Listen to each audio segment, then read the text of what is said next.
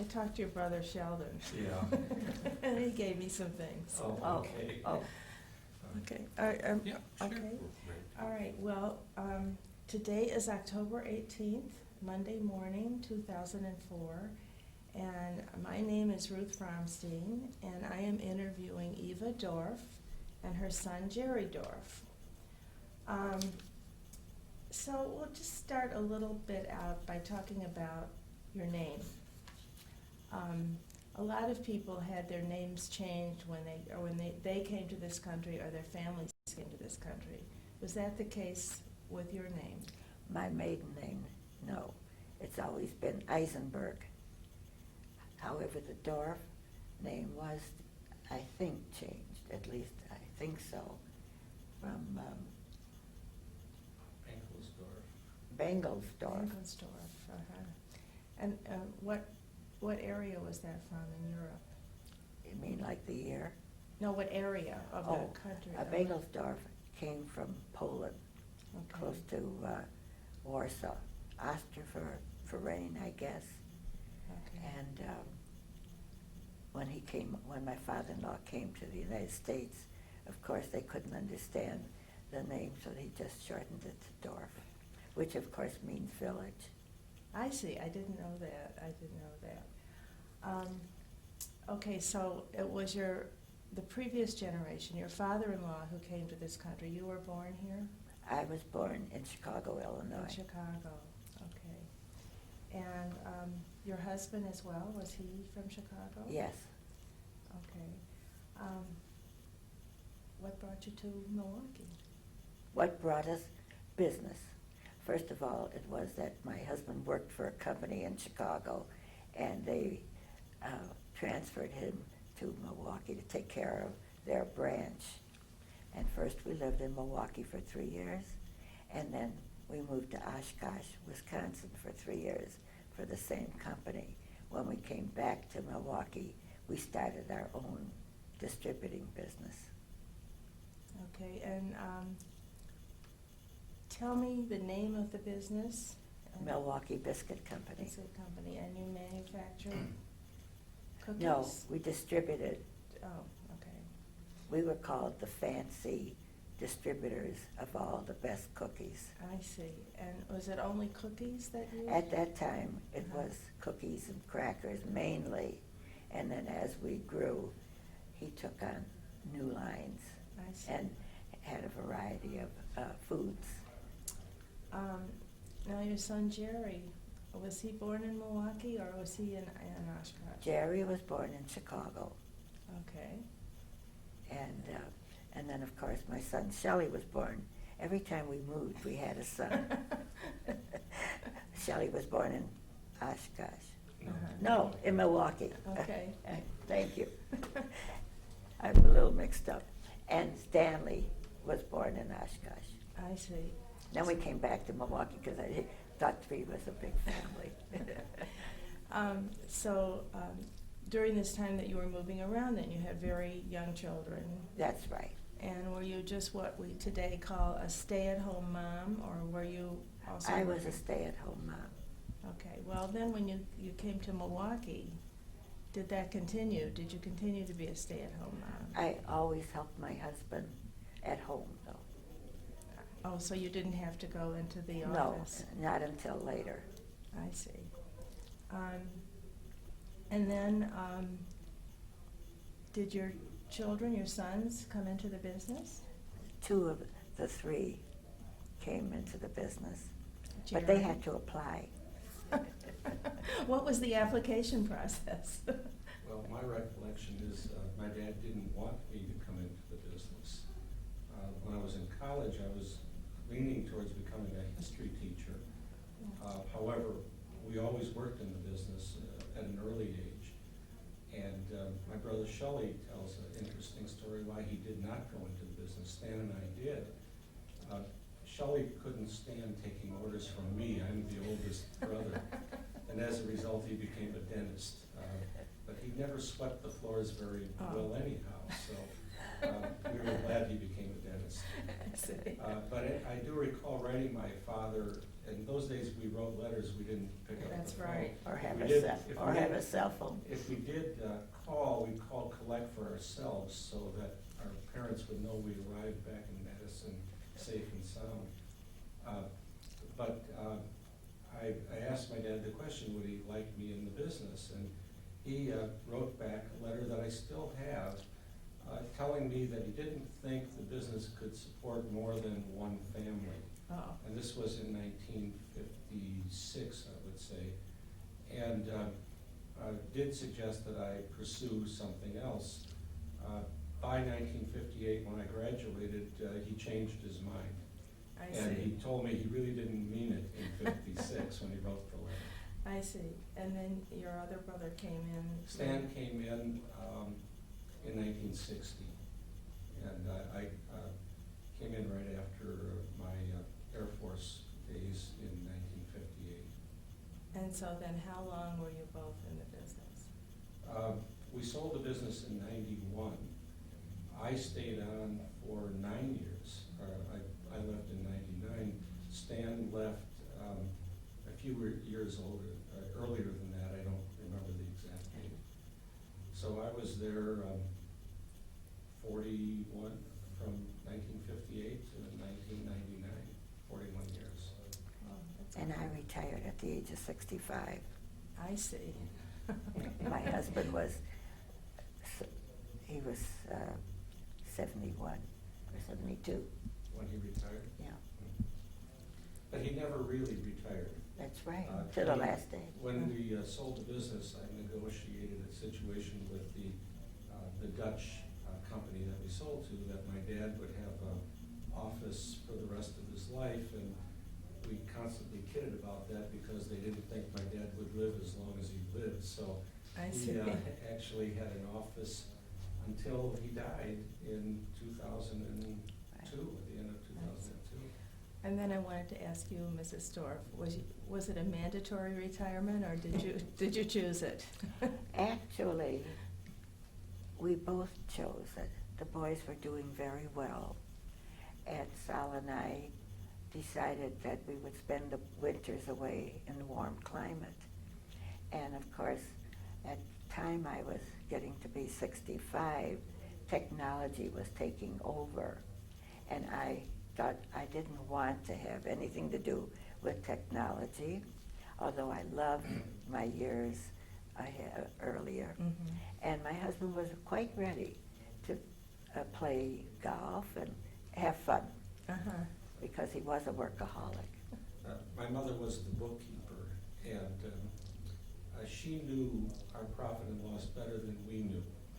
She would come in, my recollection is after we were all married and my mother had nobody at home, she would come into the office 2 days a month and do the books and do the profit and loss statement.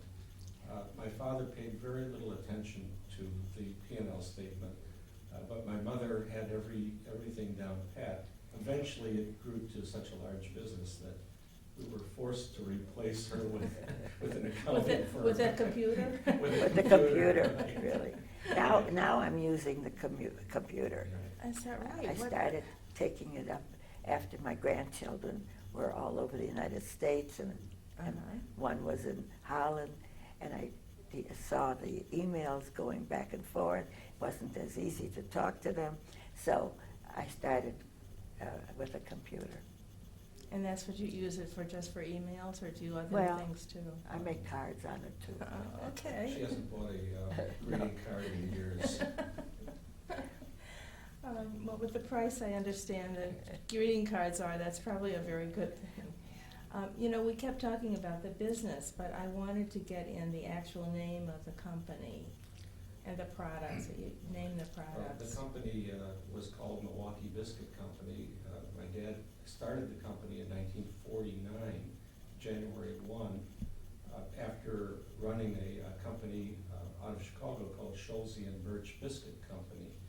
And actually, before he joined the company in, I think, 1927, he was a produce manager in an A&P store in Chicago, and in those days, cookies were all bulk, and they weren't packaged. And the produce department of all the stores sold cookies.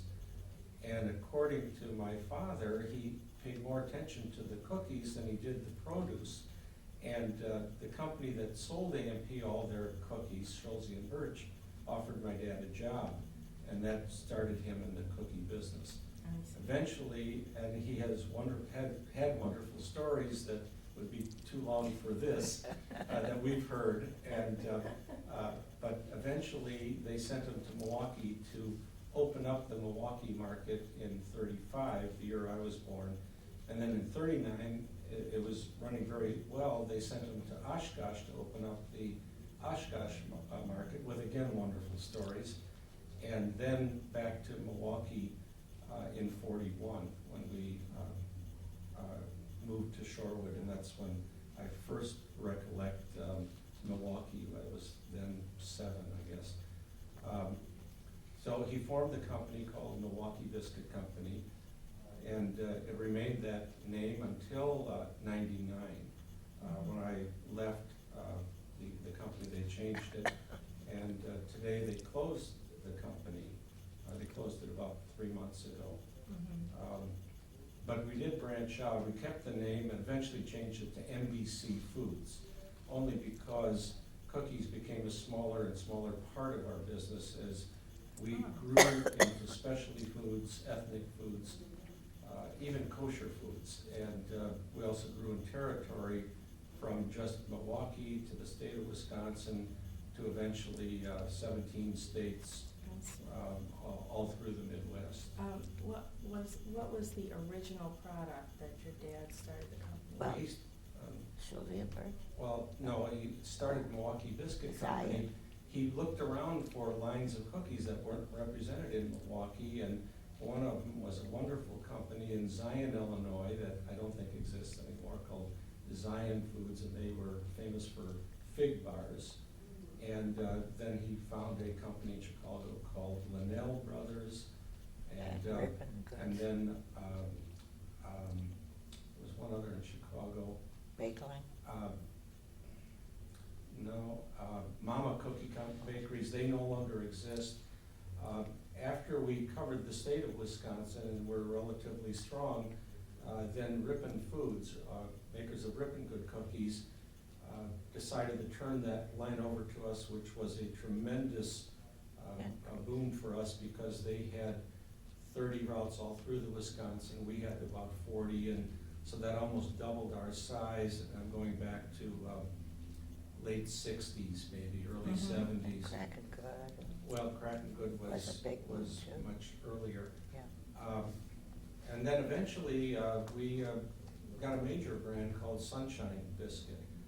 Now, there's been so many changes over those 40-some years. Sunshine really doesn't exist anymore. They're owned by Salerno. Ripon Good just sold out a couple of years ago to Ralston, and just tremendous consolidation in the industry.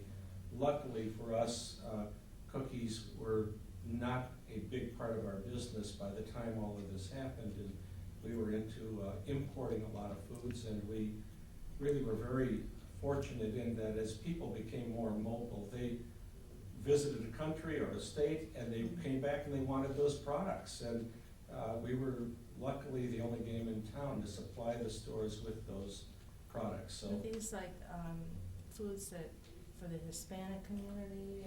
Every ethnic food Everyone. imaginable. Actually, our first ethnic food line was Italian foods, where one chain asked us to get into Italian foods instead of an Italian food section. And Gardetto. Well, Gardetto was part of our cookie and cracker business. And we also, AMP, I remember when they were the strongest, before Kohl's replaced them as the strongest, requested that we get into health foods. And so we set health food departments in every AMP store. But in order to do that, by the time that AMP recognized us in Kroger and Red Owl and National Tea, and Kohl's was still growing, we had to cover the state of Wisconsin. So that really didn't happen until the 70s, where we got into all of these these various ethnic foods and specialty foods. Did you have a certain aspect of the business that you covered, and your dad did one thing and your brother did something else, or Well- was it sort of? Well, my dad really was never interested in anything beyond cookies. Okay. And he also wanted to run a route.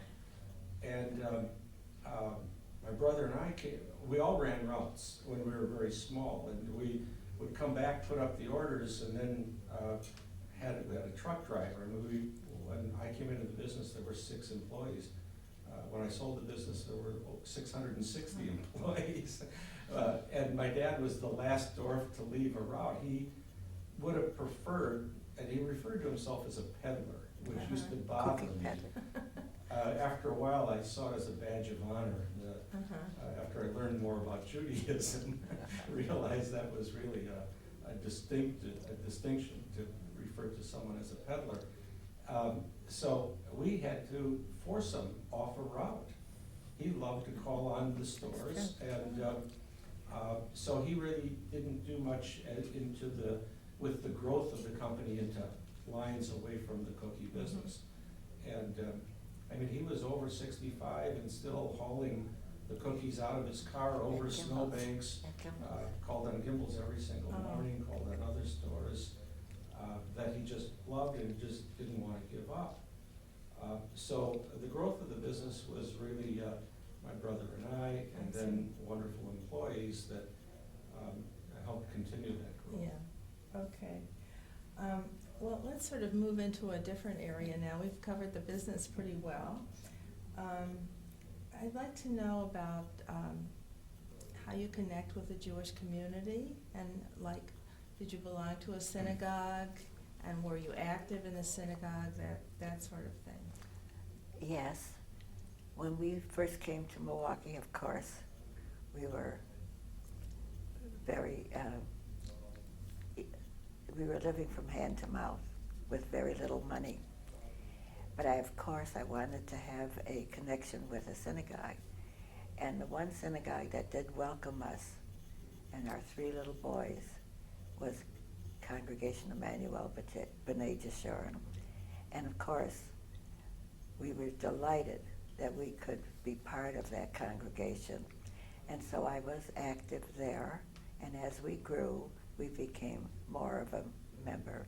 And even when we lived in Oshkosh, there was a little branch of a Reformed congregation which was connected to Emmanuel, where a woman had her Sunday school at home, and so that also pleased me. So I did have a connection with Judaism through Emmanuel. Of course, I kept kosher when I was very young for my father-in-law, and of course after a while it became a little bit of a hardship, and so of course I have a non-kosher kitchen.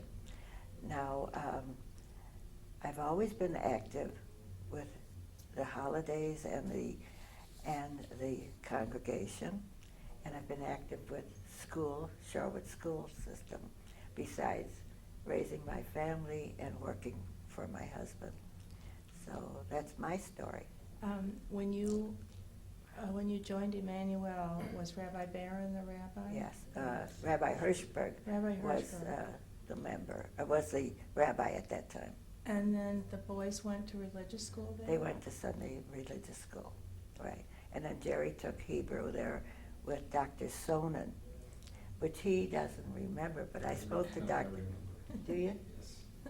And Jerry we wanted the boys to become, have a bar mitzvah. At that time, Emmanuel did not have bar mitzvahs, Reform Judaism. And so Dr. Sonnen recommended Mr. Raffi from the West Side. And one summer he came early in the morning to coach and teach Jerry.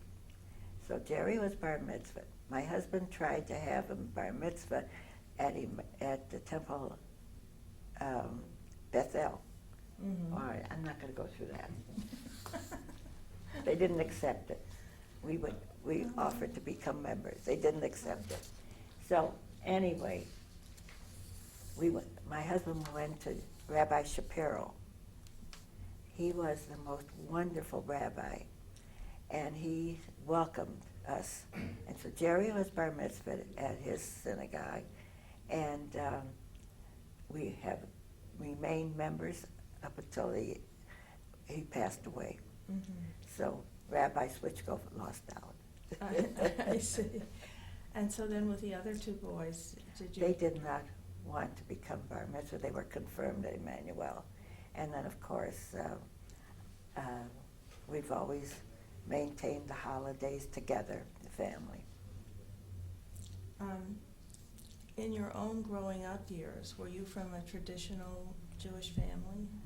My family, my father came as a very young man and brought my mother. And he assimilated quite a bit with being American. He was very happy to be here. He did go to synagogue holidays, and other than that, he said he was a good Jew and would always be in his heart. My mother kept a so-called kosher home, Mm-hmm. and we always observed the holidays. However, the Reformed congregation on the south side of Chicago did welcome the children, the Jewish children in the neighborhood. So I did attend quite a few of their parties, and other than that, that was our extent of being active with anything Jewish. My parents were very poor and had just enough to take care of their family, 6 children, and keep them warm and clothed, so and fed. Okay. I'm going to ask this about Chicago and Milwaukee. Were you aware of any anti-Semitism in any of these places? Or also like in Oshkosh, for example? Actually, we always were very proud to be Jewish. I don't ever recollect any incident of having, oh, maybe I do. But it wasn't because I was Jewish. It was color. It was color. That was when I was in the lower grades. I guess I must have used the word N-I-G. And she hauled off at me. I never have used that word again. You learned a lesson. I learned a lesson, yes. But not anything. I remember hearing the folks talking about some anti-Semitism on the south side. I think there was a race, but it was more of a race riot. Other than that, I really have never run into anything that was directed towards me. There was one little incident in Oshkosh with Jerry. We had Christian neighbors, and they all knew I was Jewish. In fact, they would celebrate by holiday, and they were always welcoming us at Christmas time. And they knew the little girl that Jerry played with. He came running in one day, and he said, "Mama, I can't marry my friend." Why? Because she says I'm Jewish. Now that's the extent of the anti-Semitism. Well, that's very good. You're very lucky. That's right. I have been. That's right. Because I've always had Christian relationships, and through PTA and through business, never have I had any experience of anti. Well, then I'd like to ask you how you feel about Israel, how you connect to Israel. Have you visited there? Our first trip was overseas was to Israel. It was in '67. That was the year. That was the year. Yeah. And at that time, I think we got the boys and the children together, and we said we wanted to go to Israel, but it would be over Passover time. And I hated to leave the family because it was always very important to be with the family. And so they said, well, what greater place than to be in Israel at Passover? Well, anyway, my trip by flight there, we were flying El Al out of New York. I couldn't get over. As we were approaching Tel Aviv, the people weren't able to sit down, and the pilot and the stewardess were saying, will you please get to your seats? I realized why. When we landed, the smell of the orange blossoms and the people that were greeting them, I could understand. It was the most beautiful experience. That trip was the most beautiful trip, to see the green of Israel. And then, and of course to look over at the desert. When we came home and I learned there was a 6-day war, I really wished I was young and able to go back, because I felt this was the most wonderful miracle in the world.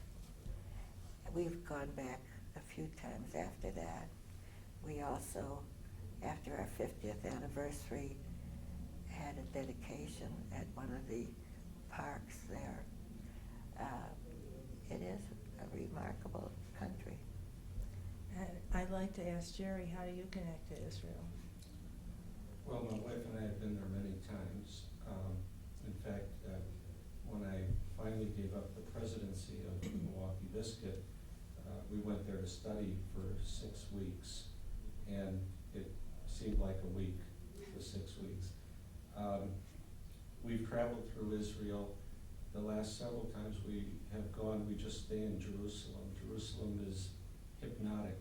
It's, I keep referring to it as an adult Jewish Disneyland. There's so much there, and I've become very active with a institute called Hardais Institute in Jerusalem, a school for young adults, and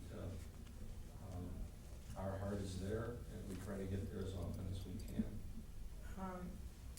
Did you go to an Opan when you went to study? No.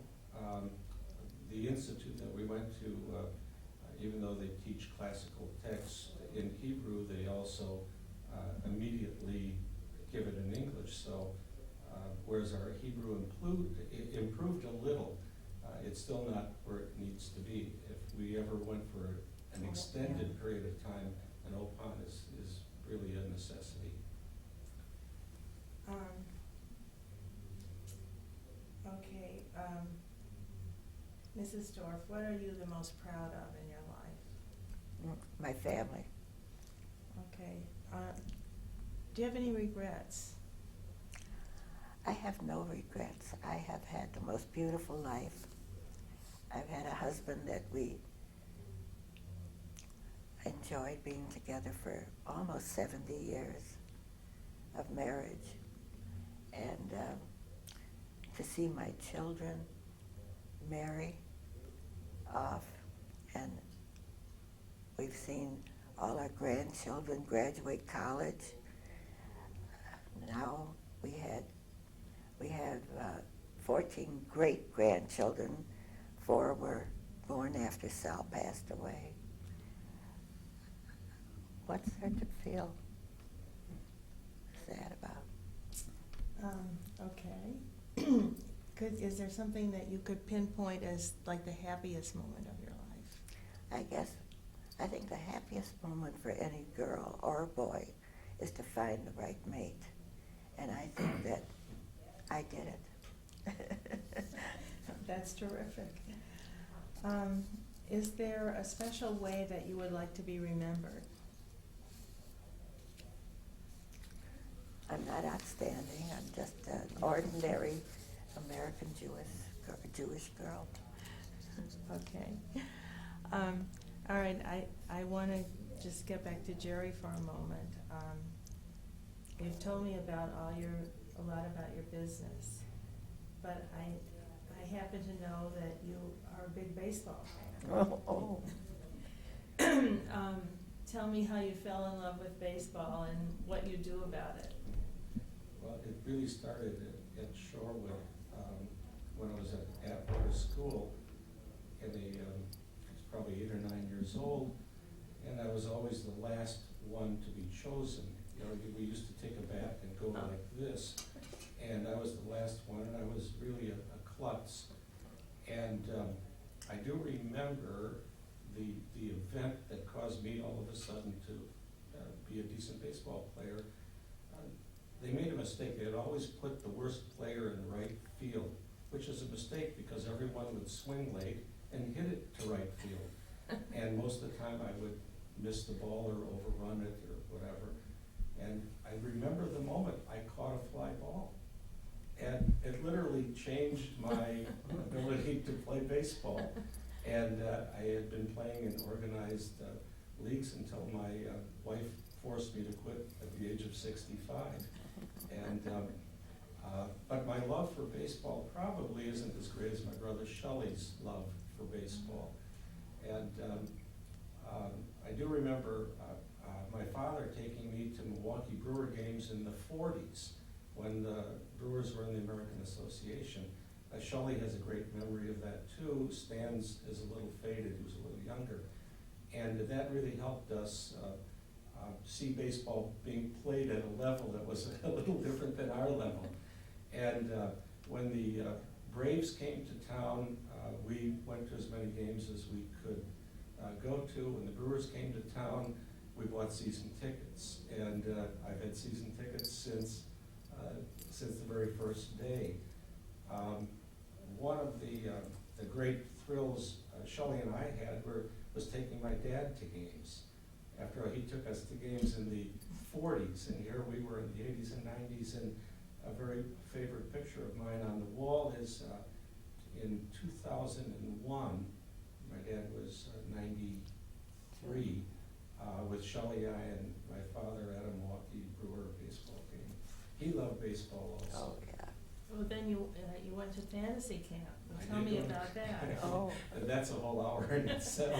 Well, just to give me a little, Well, that was synopsis. absolutely wonderful, and it was a fantasy, and the Brewers played into our fantasy, and all of the old timers were actually younger than I was, Pete Vukovich and Del Crandall, and it was just a wonderful week's experience, and really caused me to appreciate the game of baseball and the players even more, because it's not just a physical game, it's a mental game, and what makes baseball, I think, so wonderful is normal human beings can play that game. You don't have to be 6'10", or you don't have to be 300 pounds as you do in football. Or basketball.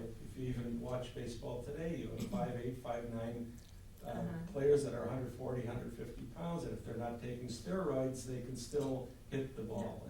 But at fantasy camp, you actually went to practices and... Practiced, I had 2 games a day, and then we had a big game playing the ex-baseball players at the very end. And I was the starting pitcher for the fantasy campers, and just, it was so exciting. I'd probably never been so nervous in all my life. Well, and there probably were all these other baseball nuts that were there too. Well, we played in front of 4,000 people that day, all retired people that paid $1 to charity to get in, and that made it even more exciting. And they didn't care that we were nobodies, so they asked us for our autographs, and I kept signing Babe Ruth's autographs, since it didn't seem right to sign Jerry Dorf. And Mrs. Dorf, did you share in this love of baseball? I've acquired a taste for it. Yes, I have. You couldn't help it with my husband and these 3 boys, and especially Shelley. And Shelley did something that was nice. He drew pictures of the baseball players, and he had them all in his bedroom, and some of them he'd put his face on it. Okay. Is there anything else that you would like to bring up that I haven't brought out? Well, there are a few questions you asked my mother. I wouldn't have mind. You would would like to answer Yeah. that too. Okay, let's go back to Yeah. those. Well, my growth in Judaism, which really started at Emmanuel, and on one of your questions that I looked at, I kind of thought of where did the interest really start, and it really started in Boy Scouts at Troop 104 at Emmanuel, studying for the Merit Tommy Award, which is the Jewish equivalent of some Christian award that the Boy Scouts have, and that required us to spend time in the synagogue and to go to services when they were held at Emmanuel. They were held on Friday night, to do some volunteer work, and that more than anything else at Emmanuel caused me to realize that there was a lot more to Judaism than what we were experiencing at Emmanuel. And later on, when our children started coming, I also realized that our family seemed to be going nowhere.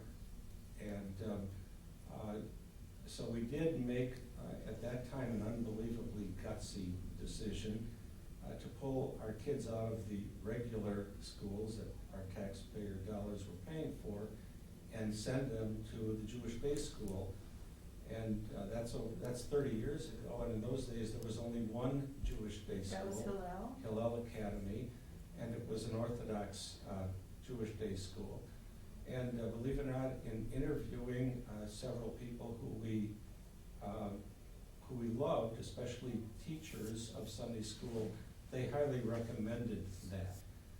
Little did I realize the impact it would have on the whole family, not just our children, because all of a sudden our family is involved in Judaism, and life started to change for us. It caused us to leave Emmanuel and go to Beth Israel. And we were at Beth Israel for 25 years. That's where all of our kids had their B'nai mitzvahs and et cetera. And at Beth Israel, with wonderful rabbis, we continued to move. We became Shomer Shabbos there. We realized the importance of adult Jewish education, not just education for our children. And eventually, when we saw conservative Judaism becoming a little more liberal in a lot of things that they did, we decided to make the move to AntiSemitism Kehilat Torah, which was luckily down the street. We didn't have to move for that. It was still walking distance from the house. And we've also been members of Congregation Beth Yehuda, and Rabbi Twersky was absolutely instrumental in our understanding of what Judaism was all about. And so in the last 15, 20 years, my wife and I have spent a great deal of time learning, and we do see it as a lifetime of learning, that there's no way we can live long enough to feel that we're ever comfortable in what we know. So I have seen for myself and my wife a tremendous journey that we've been on over the last 46 years of our married life. And how about your children? Have they remained Well, Orthodox? no, and my mother calls me Orthodox. I'm not sure what I am. You're everything. Well, I don't. Right. You're a mixture. A mixture. Our children were very proud of. They're very active in their synagogues. None of the three are involved in Orthodox synagogues, although all three participate fully in the synagogues that they belong to. Our New York son just started a Hebrew school in New York for disenfranchised families who want their kids to learn Hebrew. Our other two children are very active in their synagogues, which our daughter's in a Reform synagogue, and our two sons really are in conservative synagogues. Are they all married? And they're all married, yes. Do they marry Jewish spouses? Two of the three. And the third probably knows more about Judaism than everyone, but doesn't feel that Is not converted. has not converted.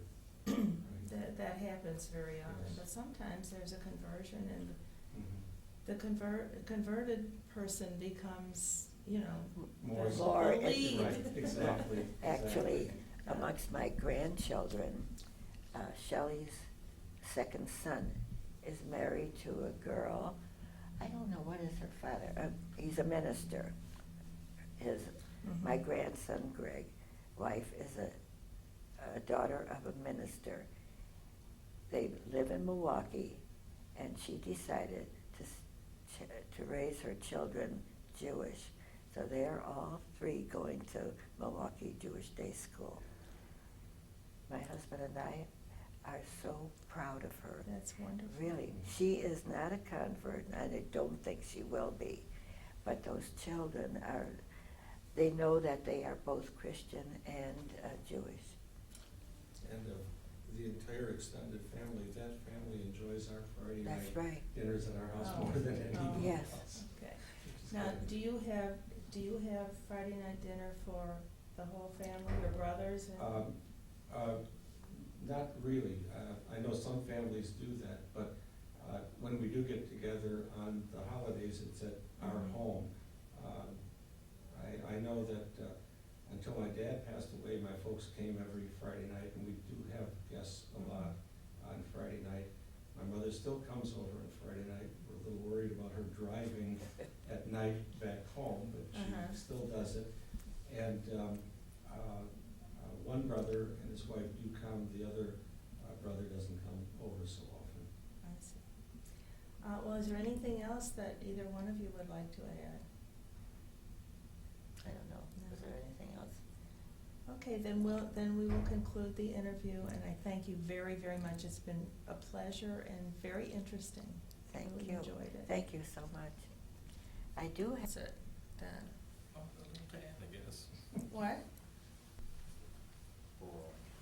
Okay, Jerry, we had concluded the interview, but this is gonna be like an addenda to it. You had some other thing you wanted to bring up about your role models in the Jewish community. Yes. Well, I had two. I don't think either one ever knew they were my role models. They were Elmer Winter and Max Carl.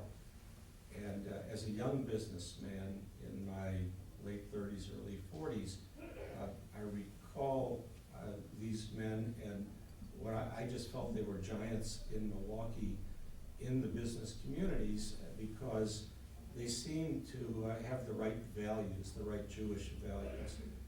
Max Carl, who I knew from our early days in the 40s, he rented the second floor from my folks in Shorewood right after he was married. And I do remember him as being just a wonderful man who actually paid me a quarter to shovel our own walk, and that was our responsibility, but he gave me a quarter. My dad didn't give me a quarter, but Max Carl did. But as he, and he was a young lawyer at that time, but even after he became a huge success financially, he just never lost his perspective of what was important in life. And not only was he charitable, he still continued to find time to learn and just to grow as an individual. Elmer Winter also, I didn't know him as well as Max Carl, but here was an incredibly successful businessman who developed the largest employment service in the world. And he still found time to be creative, to give of himself so much to the Jewish community, and especially Israel. And I tried to read everything that Elmer Winter ever wrote because I just valued this man and his ideas so much. And so for me, they were role models of the greatest extent because your business life just isn't working in the business to see how much money you can make. I really should add my father also as a role model, but in a totally different way. I mean, he taught me so much in the business community, and I don't think he had an enemy anywhere. Even his competitors loved him because he just seemed to feel there was always room for everybody. He didn't want to take over the world. He just wanted his little share of the cookie and cracker business. And he really taught me so much, not only about the business life, but how to handle employees. I mean, he was just a master at getting employees to appreciate their job and to pay them fairly and pay them on time. So I would say that these were three incredibly important role models who really shaped my business and personal life. Well, thank you for bringing that up. We really appreciate that. We will now definitely conclude. We may have one more.